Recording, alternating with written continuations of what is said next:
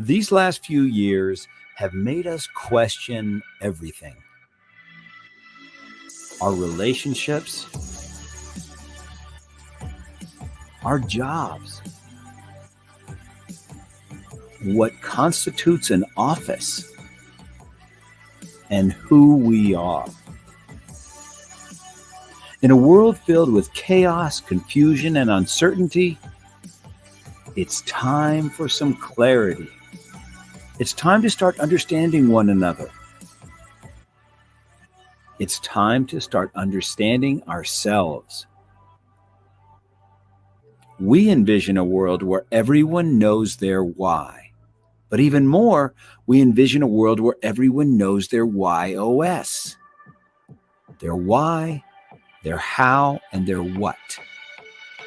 The operating system that drives you, that lets the world know where you stand, what your unique gift is, and most importantly, who you are. WHY.os. Are you ready?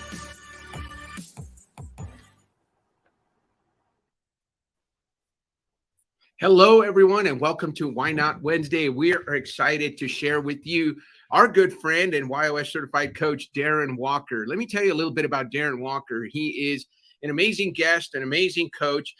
He's an accomplished executive and leader who has served over 20 years in corporate healthcare executive roles.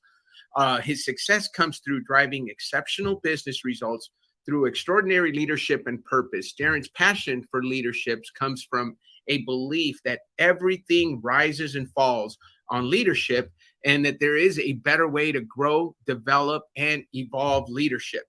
As an executive coach and leadership advisor, Darren embodies respect, grace, and integrity, partnering with leaders in a judgment-free relationship to allow you to be present as your authentic self to discover your purpose and vision for the life you desire. So, Darren, welcome to Why Not Wednesday. How are you today? I'm doing great. It's great to be here with you, Dan. Man, it's been a while since you became one of our WHY.os certified coaches, and I can't believe it took me this long to introduce you because you're really doing some great things at Sound Mind Leadership. I've met your partner, but you know, let's start with the basic question because there's a reason you're here, Darren, and that is you took your WHY.os, and we found out, you know, all those, I guess it's been now a couple of years ago, that your why is to find a better way, your how is mastery, to learn things at a deep level, and your what is to contribute to the success of others. How does that feel to you? How did that feel to you when you first heard it, and how does it feel today? Yeah, it resonated with me right away and it answered and connected the dots for me because when I saw Better Way and read the description, I was like, oh yeah, that's absolutely me. Everything I do, I'm always trying to make it better. And then I know my background and I study and I learn and I understand things to the nth degree, and everything I do is about making a difference every day in my life and the lives of others. And so it was perfect for me.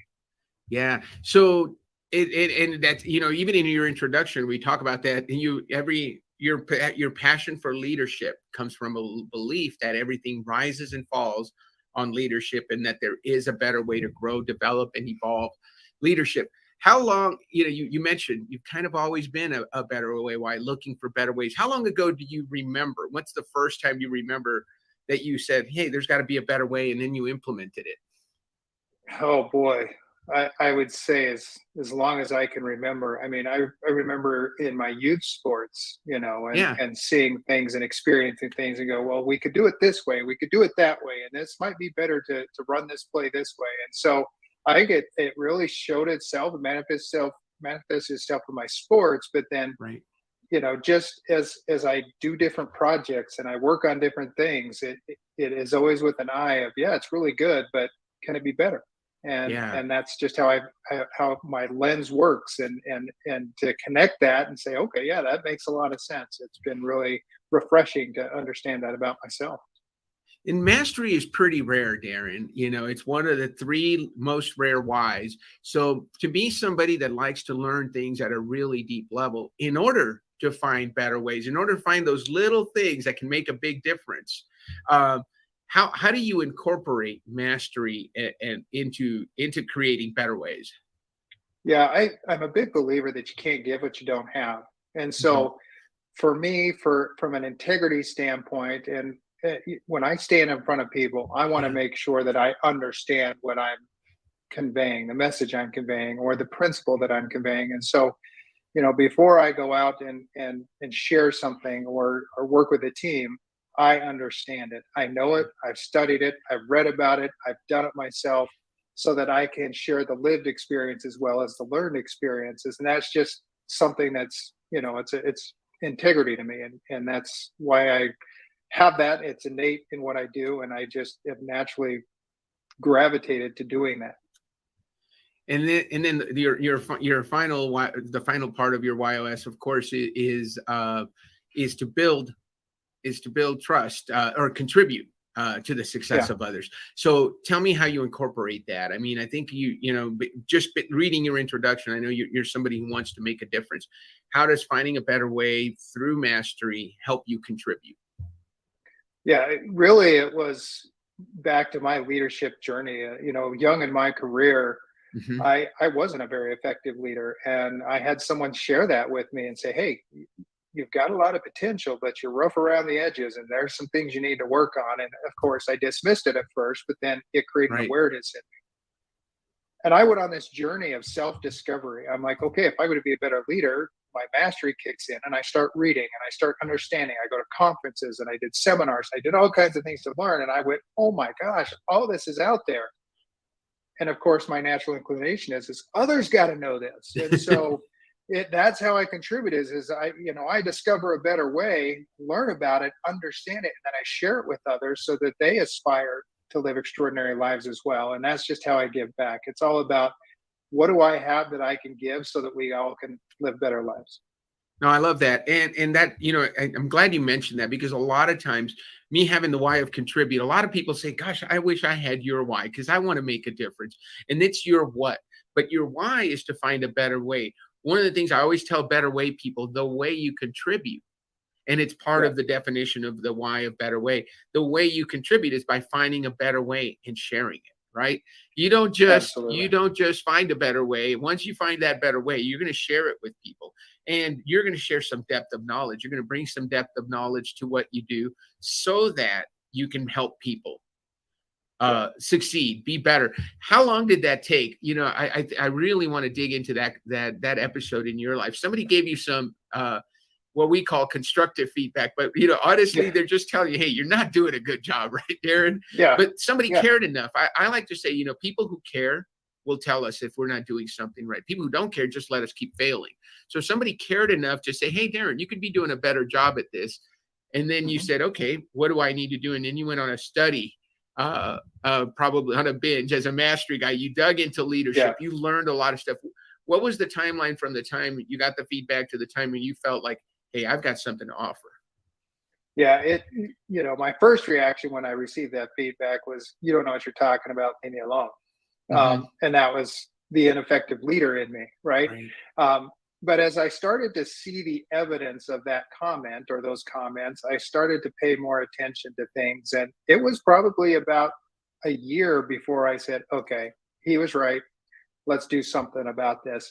And then I did. I dove in head first, and I probably spent the next 3 or 4 years just learning different leadership concepts and doing different things. And that's when I started to say, okay, how can I start giving this to others? And that's where my journey of the certifications came in. And anybody that looks at my profile goes, my goodness, you're certified in so many different things. And I'm like, I know, I can't help it because I see something, it's awesome. My mastery says go get certified in it. My contribute says now deliver it to others. And that's just what I've done. And so it was probably a journey of about 4 or 5 years before I started really giving back, because I spent Mhm. that time learning and educating and becoming what Right. I wanted to share with others to become. And it's just evolved since then. And I just continue to grow. But that was my first time I got certified as a coach many years ago, and I just did internal coaching because I wanted to give back. And then I got certified in some different programs and did that internally in the organization. And so, and it's just evolved from there, and it continues to grow today.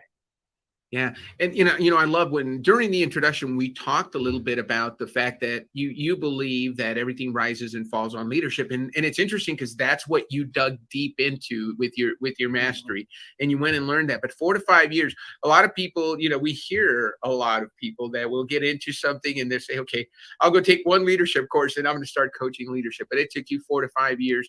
Then you internalized it. Then you did it within your internal company before. Tell me about your journey in healthcare. So tell me what were some of the positions you held and some of the lessons you bring to your coaching from that. Yeah, I spent 25 years working in healthcare, and I worked as an HR executive. I first started as a recruiter in healthcare, and I just loved bringing people into the organization and seeing people get their jobs and helping them get jobs and working with leaders to fill their positions. And I wanted to learn more about the spectrum of HR and all the services. So I got my first HR manager job young in my career and started working in that role. And that just opened up a whole new realm of possibilities and being in this generalist role and seeing how all of HR works. And I just loved it. And I loved working with people. And, I've always been driven by the opportunity to make a difference every day. And my role in healthcare and my role in HR gave me that opportunity. And it was up to me to take that opportunity. And I did. And I loved it. And I just progressed. I worked for 4 different healthcare organizations. And as I worked through those organizations and shared and gave and progressed, the next opportunity presented itself. And I've always felt like I will always be where I'm supposed to be at the time I'm supposed to be there. And that's just worked out my life. But I progressed and I became an HR director, went through that period and became a vice president of HR. And then, my goal when I got into this profession was I want to lead the HR function of large organizations. And I did that. I became the chief people officer at a large healthcare organization and absolutely loved it. And the whole time through that process, I never stopped working with the leaders. I was always doing something in leadership development, even though that wasn't my core responsibility, because there was a natural attraction to it. I love that. Tell us, because I think you've made that great transition. You went from healthcare executive to starting Sound Mind Leadership. Tell us what was the catalyst for the transition, and what can people expect when they hire Sound Mind Leadership? Yeah, well, the catalyst really was as I was progressing through my career, I knew what I loved, and I loved being around the leaders. I loved doing the development. And the more I rose in my positions, as I became a vice president and a chief people officer, the demands pulled me so much further away from doing that work that I just loved.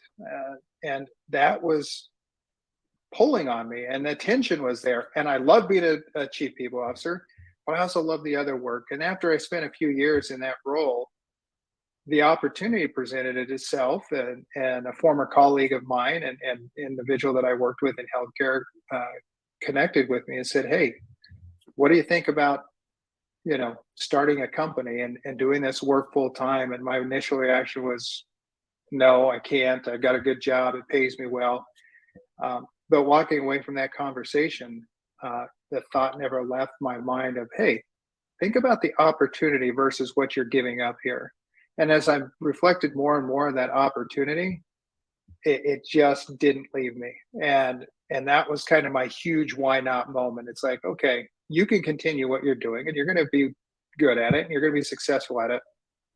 But this is something you've always wanted to do. This is where your passion is. Why not jump on that and do it?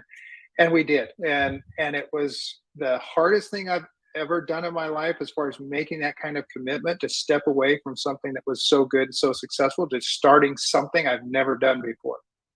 And we started the company because we were experiencing, my partner and I both worked in healthcare through COVID, and we experienced what that impact had on the people. And we saw what it did to leadership. We saw how it decimated some leaders and the impact it had on them. And we both stepped away and said, there's just a better way to prepare leaders for these type of situations. And really, that's the premise that we started Sound Mind Leadership from. Our name is very intentional. When we were developing our name, our whole premise was, how do we how do we help leaders be better leaders and lead better lives? And so our tagline is a sound mind, a peace of conscience comes from being right with yourself. Mm-hmm. And that's our whole premise in which we work from in sound mind leadership is how do you get right with yourself as a leader? Right. How do you lead yourself better as a leader? And as you are more effective in leading yourself, you will naturally be a better leader to others. You will show up in a much more effective way. You'll show up as your authentic self. You will know who you are and you will know what you're about. And then you can lead with integrity and authenticity. And that's really what we do at Sound Mind Leadership is help leaders develop that type of identity that they can work from. I can't help but get excited about the work that you do, Darren, because leadership is so important. And I remember being a leader at a healthcare company myself on the vendor side of things. I remember that we don't promote the best leaders. We promote the best performers. And then we say, we hope you have some leadership skills. Now, I was blessed to have been in the Army and had some leadership training prior to joining the corporate world. But I remember a lot of people getting put, hey, by the way, you're now the manager or you're now the director. Yeah. And they've never led a team before, but you were so good at sales, right? That was the place that I lived. You were really good at sales. You got to know how to lead sellers and such a conflict. And so I think it's so necessary that what you do. So I really like that. I do want to bring something up. And by the way, thank you for answering the why not moment question, because you did already. Yeah. So I sometimes get into these conversations and we're having so much fun, I forget to ask that question. So you've already answered what that biggest why not moment is when you and your partner made a decision to start Sound Mind Leadership. And I love the story behind that. But one of the things I remember from when you and I met is after you discovered your why operating system, and the reason why you said, I need this in my practice was the shortcut that it gave you. That you had a process that you used to go through with leaders, and then you said, wait a minute, I think well, tell us what that process was and how the WHY.os helps you get through that faster. Let's let you answer it. You're the expert on this. Yeah, it was, as we began our practice and started working with leaders, one of the areas that we focus a lot is what we refer to the inner game of the leader, basically the internal operating system of that leader. How do they work? How do they function? How do they think? How do they speak? How do they talk? Everything that drives this person, just like the hard drive of a computer. Everything that happens with that computer is coming from that central location. And so with our leaders, we're doing the same thing. Is let's discover your internal operating system. And so we spend time talking about their beliefs. We spend time talking about their values. We do assessments to help them gain self-awareness. And we focused on purpose and we focused on vision. And as we did this, we were really seeing a lot of success, but we were getting tripped up a little bit in the development of personal purpose. Mm-hmm. And folks were struggling with grasping, how do I create this? And of course, my mind in working with my partner is like, man, there's got to be a better way out there to get to this, because it's almost, becoming a distraction. We're trying to do something good and help them identify something positive, but they're getting tripped up on it.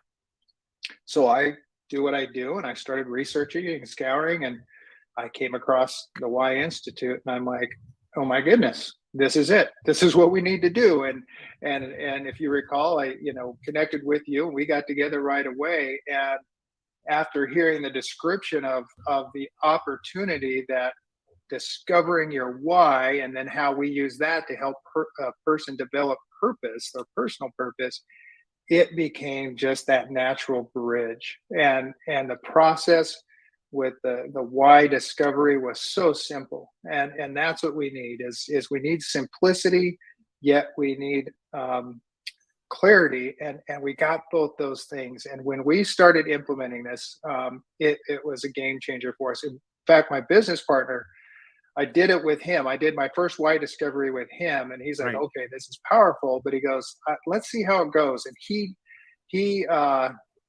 we used it with one of his coaching clients. And when we went through that debrief with them, and they went, oh my gosh, this provides me with so much clarity.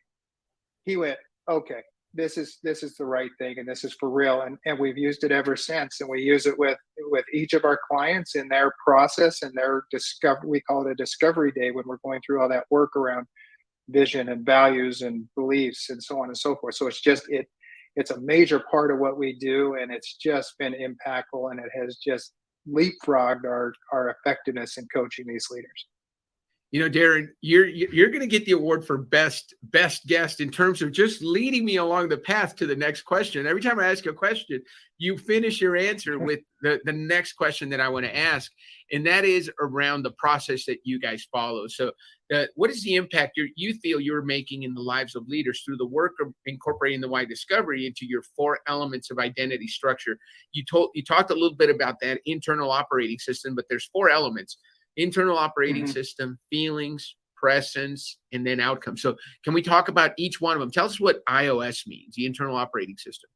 Yeah. And just to give you some context, and again, illustrates my better way, as I was doing all the studying and learning everything about leadership, I'm like, there's something here, there's a construct here. And so I spent time with it and developed this model that now has become the foundation from which we develop leaders. And we call it the 4 elements of identity structure. What we're really doing is bringing a consciousness to who you are as an individual.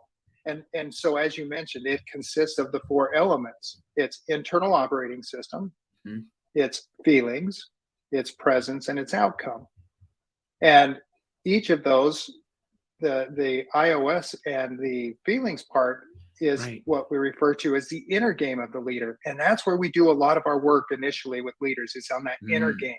And the inner game simply means we're focusing on developing the awareness or consciousness of the leader. And that is important because it drives what happens in the outer game, our presence and our outcomes. And so the internal operating system really consists of self-awareness. How aware are you of yourself? What are your beliefs? What are your values? What's your why? What's your purpose? And what's your vision in life? And that is what the internal operating system is of the 4 elements. And that's the crux of what everything comes from. Then we talk about the feelings, because we know that the feelings have a huge impact on the way a leader shows up. So we talk about, tell us about how you think through things and how you process things. We do a lot of work around emotional intelligence, and we do a lot of work around the stories we tell ourselves and the mental models that we hold and how we make decisions. Because that impact, there's a belief that we have, is what you think about, you bring about. And so if we can influence that internal operating system that then drives those thoughts and feelings that we have, then we can impact the presence, which is about your ability to influence as a leader, your engagement with others, your intuition that you have, the competencies that you hold, and the technical skills that you have developed. And all of those, if we show up well in presence, that is what determines our outcomes. And when we talk about outcomes, we're talking about how successful are you? What are you achieving? What is the fulfillment and happiness and joy that you have in your life because of the things, or the lack of? Because when we are missing those things, if we're missing fulfillment and happiness and joy and who we are and how we're leading, we work backwards through those identities and get back to that internal operating system, say, what's happening in that internal operating system that's driving those outcomes? We know if we can influence the internal operating system, we're naturally going to have a positive impact on the outcomes and we have seen that with our clients day in and day out. And it's just an awesome experience to watch and witness and see. Yeah. I love that you take it all back to who you are, right? That, I remember this is such an overused word in corporate, executive presence, right? And having an executive presence, and you go through a lot of trouble wearing the right clothes and making sure, you look neat. And I don't think anything that you mentioned right now has nothing to do with how you look, more how you present yourself. And that comes from knowing who you are at a deep level, understanding your drivers, and being able to communicate that to the people that you lead. It really is a totally different level that you and Steve, right, is your partner? Yep. So Steve Lovelace is my partner. Yeah. Yeah. So you and Steve, now I've got to ask this question because you're a coach and you understand the difference between the whys. His WHY.os is trust, simplify, contribute. So you both share contribute. But I often like to talk about mastery and simplify as almost exact opposites, right? You're Mhm. all about digging in, learning more, taking something simple and making it really complicated because you're going to learn it at a really deep level. Whereas Steve wants it as simple as possible. Take Yeah. that big complicated thing and simplify it to its essence. So tell me about, what did you learn about each other, and how do you work together with different hows that are so almost direct opposites, and how do you Yeah. complement each other, and how do you handle conflict? Yeah. I will talk about the compliment first because it has been such a joy to me to take something that I've gotten mastery on and I understand it at such a different level just because I spent time with it.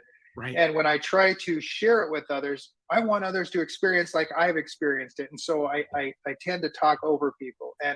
And Steve and his compliment is we will talk about our approaches and our presentations and our you know coaching.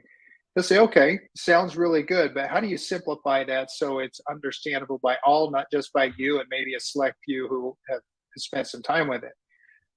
Okay, that's good. And what it's done is he's helped me be more effective as a coach because Hmm. of challenging me to simplify the approach and make it easy for people to understand. Not Hmm. that they're not smart and can't get it over time, but we have limited time with these folks and limited engagements, and how do we make it easy for them? And on the flip side, how we compliment is he will take something that is a little more challenging or doesn't quite understand, and he'll say, hey, can you spend some time with this, and then let's get back together and talk about it. He goes, I just need to understand it better. um, and it's just conceptually it's not coming together for me. So that's how we support each other. In the conflict, I think early on it was understanding each other, and then when we took the WHY.os and understood each other's how, we kind of both went, oh, okay, that makes a lot of sense. Because early on, it's like, well, we want to give these folks everything we can, and we need to share all our knowledge with them and do all this. And he's like, yeah, but you're going to kind of knock them over, and maybe they'll lose interest and we won't be successful. And I was like, well, that's too simplistic. If you do it too simplistic, it doesn't have the meaning and the power.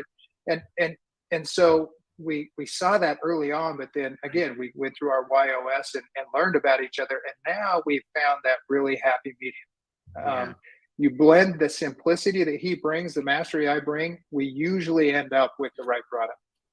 It's interesting too. Is he as obsessed about certifications as Darren Walker, or does he say, you know what, let's get Darren certified and all that stuff, and then he can give me the Cliffs Notes version, and I'll help, Yeah. I'll support him in doing all of those things. Is that kind of the way Yeah, that goes? absolutely. He likes the idea of it, but then it's like, why don't you go get certified in that? I know it's a passion for you. I mean, I love shiny objects. When new things come out, I jump on them, I read them, understand them, and I'm like, Steve, I got to get certified in this, and he's like, yeah, let's do that. And then he'll come back and say, well, why don't you go do it? And then we'll just work through it, make it work in the practice. So yeah, he's not as obsessive about it as I am, for sure. I think I believe that's a beautiful compliment that you guys have for each other, and it's so good that you know that about each other, and he can support that for you because you feel like you don't just need to learn about that process. You want to get certified in it, so you're going to go get it. As a Yeah. matter of fact, I noticed on your LinkedIn you recently got another ICF certification. Tell me about that. It's a team certification, right? Yeah, yeah. One of the things that I've really developed in my coaching practice is doing the team coaching, and I've Hmm. always enjoyed doing team coaching. But it was a past that I had. The ICF came out with this new certification for team coaching, and I'm like, I'm going to get that. I'm going to pursue that. And it's because as I've worked with individual leaders, they almost always say, hey, we need to bring this to my team. and Hmm. and I wanted to be as effective as I could in bringing the content to a broader audience at once. And so um, I've just really embraced the team coaching and just love working with the leader and their respective teams. And now it's evolving into more organizational wide work as well. But it's a wonderful certification because it brings in the principles of how to be effective in being a team coach versus being a team facilitator or a team educator. Right. And coaching with a team is a unique skill because you still have to bring in the ethics and process of coaching, but in a team environment, but have to manage multiple people in the process of doing that with multiple opinions. And so it's great. I've appreciated the process to earn the certification and what it's done for me in my career. Well, Darren, we're out of time. I want to thank you for being on Why Not Wednesday. It's been way too long. I'm glad we finally got you on the schedule. Let me ask you one last question. If I like to go away with something really positive. You've been through this now. You've had the certification for a while. What would you say to someone, another couple of guys that have a business like Sound Mind Leadership that's considering adding this tool to their repertoire? What would you say to them is the biggest value they'll get out of having one or both of them certified in WHY.os? The biggest value is the clarity that it brings to your clients. And if your passion is helping folks get to understanding themselves in that coaching process, there's no better way to start than to start with your why, because it brings in the clarity from the get-go, and then everything you do after that just builds on it. When people know their why, they understand how their life can be done and lived through purpose. And that is the beauty of it. And it just answers so many questions. It's simple, it's clear, it's concise, and has been such a powerful tool for us. So I'd encourage anybody to incorporate it. Thank you so much, Darren, for that glowing testimonial. We always like to end on a positive note. Thank you for being on the show. Say hi to Steve for us. For all of you that are watching, we're so glad that we had Darren on. And next week we're going to have our good friend. Oh gosh, let me make sure I get the name right, because I want to make sure I get the right person. We got Joseph Lander, legacy coach and the president of the Life You Love Coaching. So he's believe it or not, he's a guy that has my exact WHY.os: contribute, challenge, make sense. So we may not get through the whole interview and all of the questions, but we hope you'll join us next Wednesday. Darren, thank you for being on. Have a great rest of the week, and give our best to Steve. Will do. Appreciate the opportunity, Dan.